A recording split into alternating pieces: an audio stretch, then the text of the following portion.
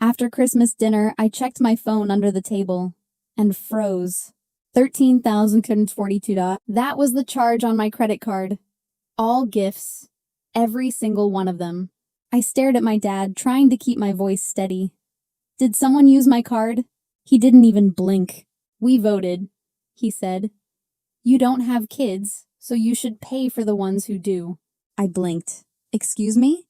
He shrugged, like this was weather talk. It's fair. You're doing well. You always say you don't mind helping. Mom looked down at her plate. My sister kept sipping her wine while her kids unwrapped the Legos I apparently bought. Cousins smiled awkwardly. You used my card, I said quietly. It's just money, Dad muttered. You've got plenty. 12 people.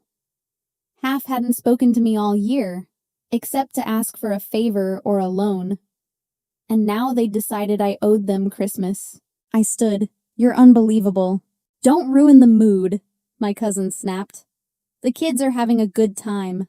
Oh, don't worry, I said, pulling out my phone. I'm not ruining the mood. I looked straight at my father. I'm ending the show. He laughed. Actually, I laughed.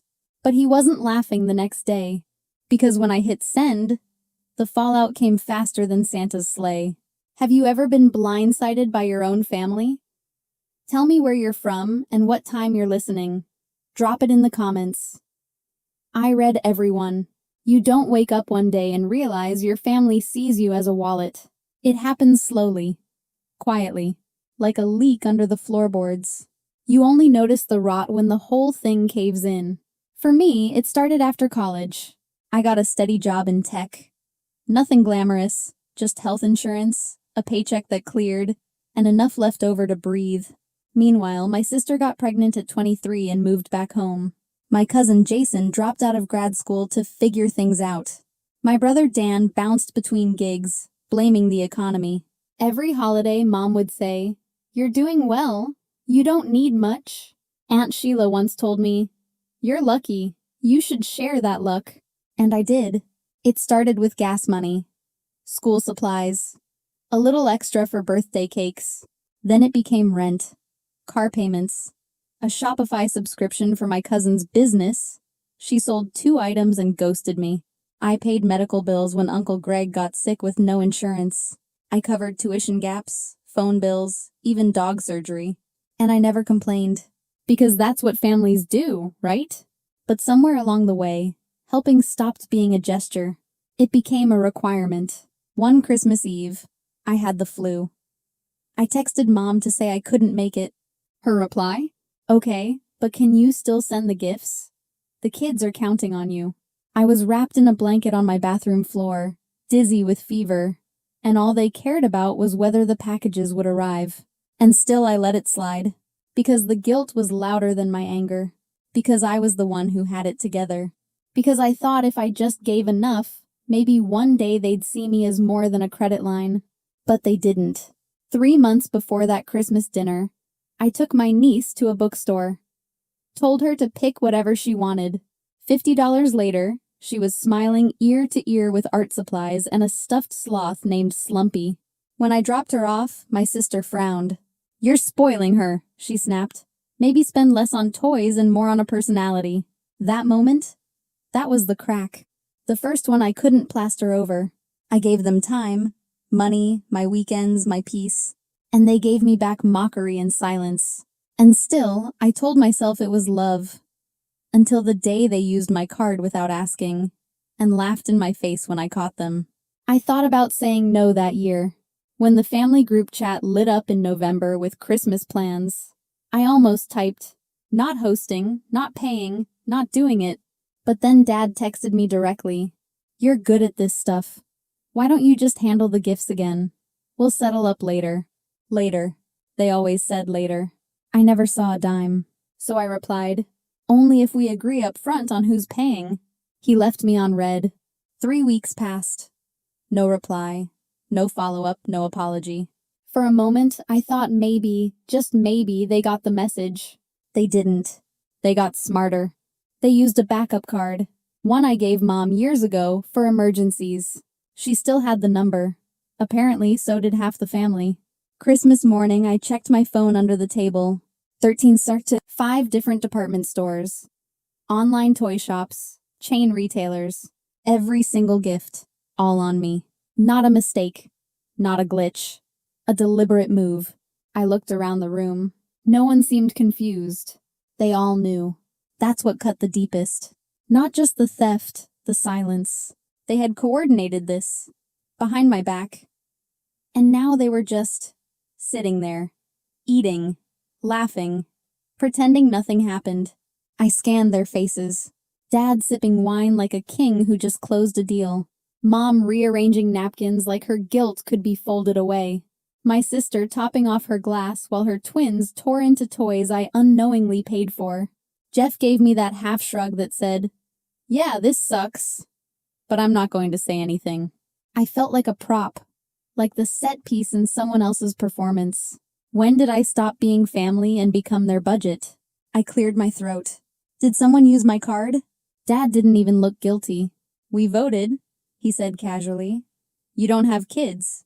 You should pay for the ones who do." I blinked. "We voted?" "Come on," he added like I was overreacting. "You've got plenty. Don't be so uptight." The worst part? No one disagreed. Not a single person. Even Mom couldn't meet my eyes. She just sat there, head down, like her silence could shield her from the weight of what they'd done. I felt heat rush to my ears. My jaw clenched. My hands tingled, not from nerves, but from disbelief. I remembered last Easter, when I'd covered everyone's Airbnb and groceries. I overheard my aunt whisper, "He doesn't mind. He's single. No one to spend it on." Like I was a wallet with legs. Like my solitude was public property. I looked down at my plate, untouched. My appetite had vanished, replaced with something colder. And then they laughed. Actually laughed. Like this was just a funny holiday anecdote. Like I was too spineless to fight back. "You're unbelievable," I muttered, standing. "Don't ruin the mood," someone hissed. "The kids are happy." I reached into my pocket. "Oh, I'm not ruining the mood," I said, voice steady. "I'm ending the show." Dad gave a chuckle. "What's that supposed to mean?" I stared him dead in the eye. "It means you're going to love what comes next." And this time I wasn't bluffing. He laughed. He actually laughed, like I was bluffing. Like I was still the same quiet, agreeable ATM with a pulse. But the next day, the laugh was gone. Because by the next morning, I had already called the bank, and I had hit send. That holiday fraud report? Processed. Every charge made on that backup card? Flagged. Barbie dream houses, iPads, Lego sets, all marked unauthorized. By noon, my phone exploded. 53 missed calls. Cousins yelling, Mom sobbing, Dad pleading. I let it ring. Then I muted it completely. They didn't expect consequences. They never had to before. But I wasn't just reacting. I had prepared. Emails were sent. A mass message to the family group chat. Subject: Holiday contribution changes. Effective immediately. I'm stepping away from all financial support related to our extended family. That includes Christmas gifts, birthday gifts, tuition help, rent bailouts, emergency Venmos, vet bills, and any other quiet debts you expect me to carry. If you've already spent money using my cards, expect a chargeback. If you've saved or shared my information without consent, expect legal action. You voted, I'm voting back.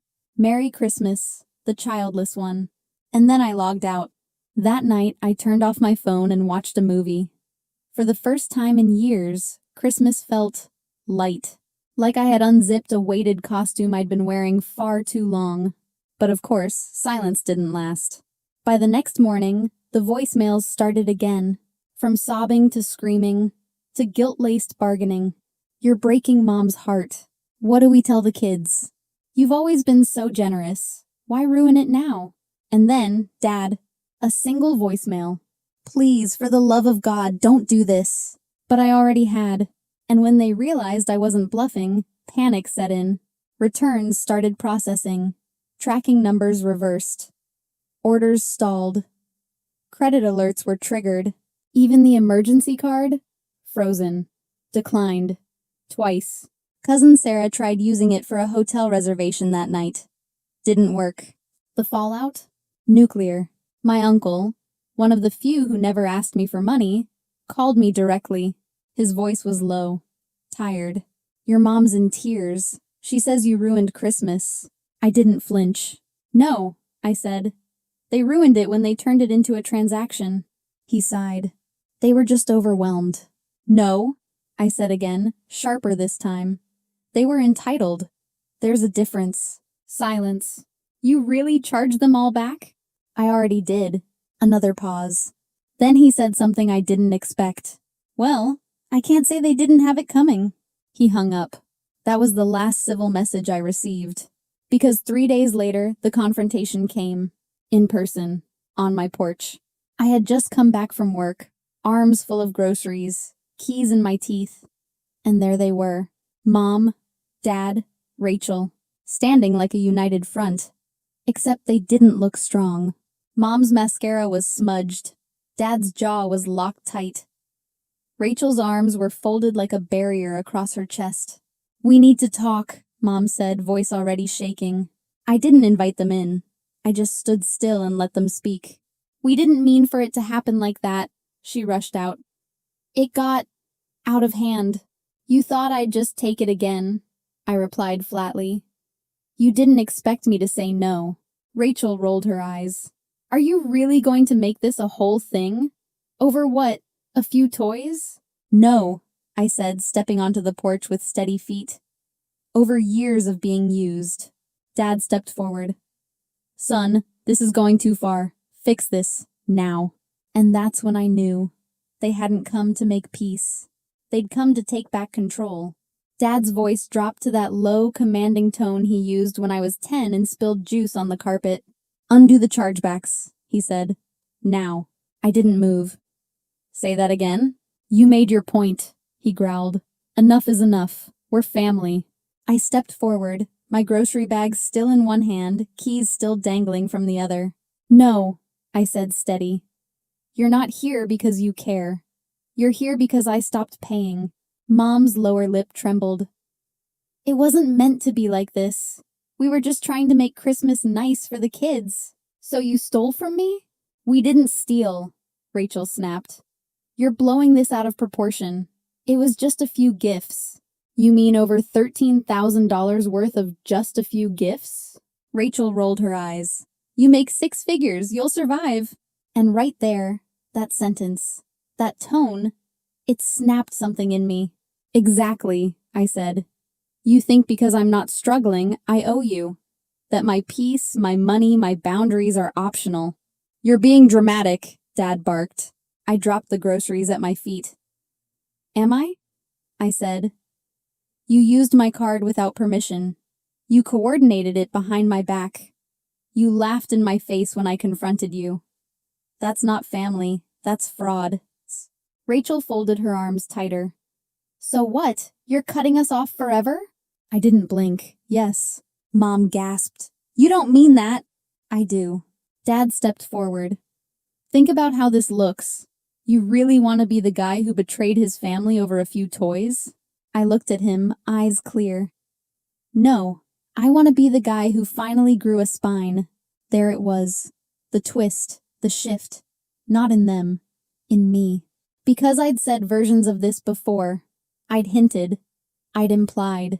But this time I said it plainly. I'm done with all of you. Rachel scoffed. Oh, please, you're not serious. I pulled out my phone. I've already blocked your numbers. I've already changed my accounts. And by this weekend, I'll be in a new state. New apartment. New job. None of you will know where. Mom's face crumbled. You can't do this.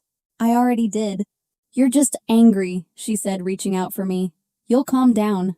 I stepped back. This isn't anger. This is clarity. Dad clenched his fists. So that's it? You're just walking away? No, I said. I'm finally walking toward something. Toward peace. Toward people who don't see me as a paycheck. Silence stretched between us, thick as snow clouds. Then Dad tried again. Just think of the kids. No, I said. Think of what you taught them. That love means taking until someone breaks. That family is a bank account. That boundaries are selfish. Rachel took a step forward. You're so cold. No, I'm finally warm. Because for once, I'm not standing in your shadow freezing. I opened my front door. Now get off my porch. For a second, no one moved. Then slowly, like a wave breaking, they turned. Rachel stormed off first. Her heels clicked angrily against the pavement. Mom sobbed quietly, whispering my name like a spell she was hoping would break this moment. Dad stood there last, looking like he wanted to say something. He didn't. He walked. The door clicked shut behind them, and the silence that followed was the first true peace I'd had in years. The first 48 hours after they left were silent, and honestly, it was beautiful. No phone calls, no passive-aggressive texts, no guilt bombs disguised as family check-ins. For the first time in years, I could actually breathe. I sat on my living room floor with a cup of coffee, sunlight pouring in through the window, Spotify playing something soft in the background. There were no deadlines I didn't volunteer for, no disasters I had to fix. No one waiting for me to pay a bill or make Christmas happen. It was peace. Real, full-bodied, almost eerie peace. I kept waiting for anxiety to sneak in, for regret to crack the edges of my certainty. But neither came. Just stillness. But I knew my family. They don't just let go when they lose their favorite donor. By day 3, they started crawling back in the only language they knew. Manipulation. Maybe we should talk like adults. Your mom's been sick with stress. You happy now? The kids miss you. They keep asking about Uncle Ghost. I read the messages. I didn't reply. Because I knew the truth. They didn't miss me. They missed what I provided. But then came something I didn't expect. A message from Jason's wife, Kelly. I saw what he did. I'm filing for divorce. And thank you. You were the only one who actually helped. That hit harder than I thought it would. She knew. All this time, she knew what was happening. She stayed quiet. But not anymore. And maybe that was the real shift. Maybe my decision to walk away didn't just save me. Maybe it gave someone else permission to save herself. That realization hit me in the chest like truth often does. Quiet but undeniable. Before I moved out of state, I left one last message in the family group chat. I renamed it, "This bank has permanently closed. Try love instead." Then I hit leave chat. As I drove across the state line, car packed to the ceiling, playlist blasting, I smiled. Not because I was running away, but because I was finally running toward something. A life built on respect, not obligation. Freedom. No more family tax. No more guilt-ridden loyalty. Just me. Whole. Unapologetic. And finally, free. What about you? Have you ever had to stand up for yourself when everyone expected you to just give? Share your story below.